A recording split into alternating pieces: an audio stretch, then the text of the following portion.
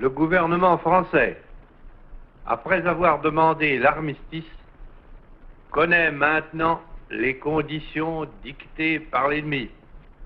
Le gouvernement français, après avoir demandé l'armistice, connaît maintenant les conditions dictées par l'ennemi.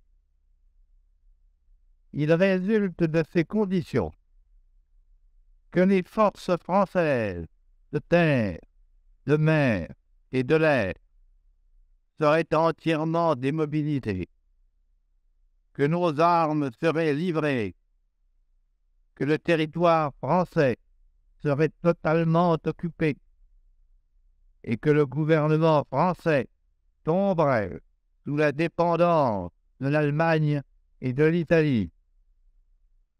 On peut donc dire que cet armistice serait non seulement une capitulation, mais encore un asservissement. Or, beaucoup de Français n'acceptent pas la capitulation ni la servitude pour des raisons qui s'appellent l'honneur, le bon sens, l'intérêt supérieur de la patrie.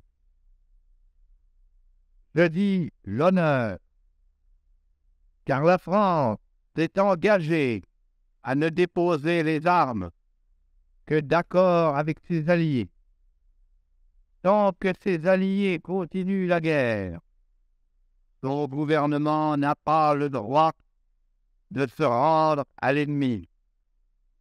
Le gouvernement polonais, le gouvernement norvégien, le gouvernement hollandais, le gouvernement belge, le gouvernement luxembourgeois, quoique chassés de leur territoire, ont compris ainsi leur devoir. Je dis le bon sens, car il est absurde de considérer la lutte comme perdue. Oui, nous avons subi une grande défaite, un système militaire mauvais, les fautes commises dans la conduite des opérations, l'esprit d'abandon du gouvernement pendant ces derniers combats nous ont fait perdre la bataille de France. Mais il nous reste un vaste empire, une flotte intacte, beaucoup d'or.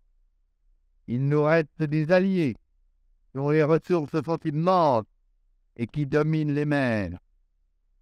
Il nous reste les gigantesques possibilités de l'industrie américaine, les mêmes conditions de la guerre qui nous ont fait battre par 5000 avions et 6000 chars peuvent nous donner demain la victoire par 20 000 chars et 20 000 avions.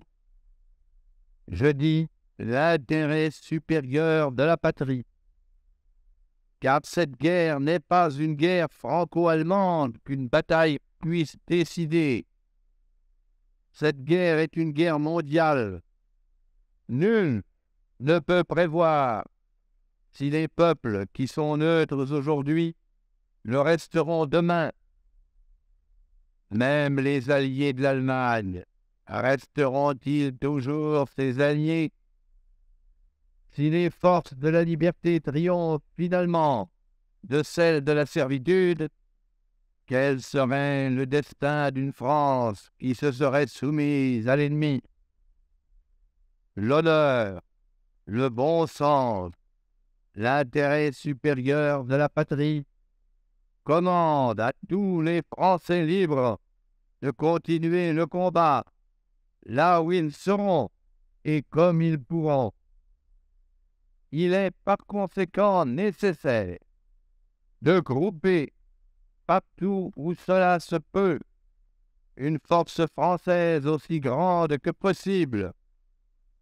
Tout ce qui peut être réuni en fait d'éléments militaires français et de capacités françaises de production d'armement doit être organisé partout où il y en a.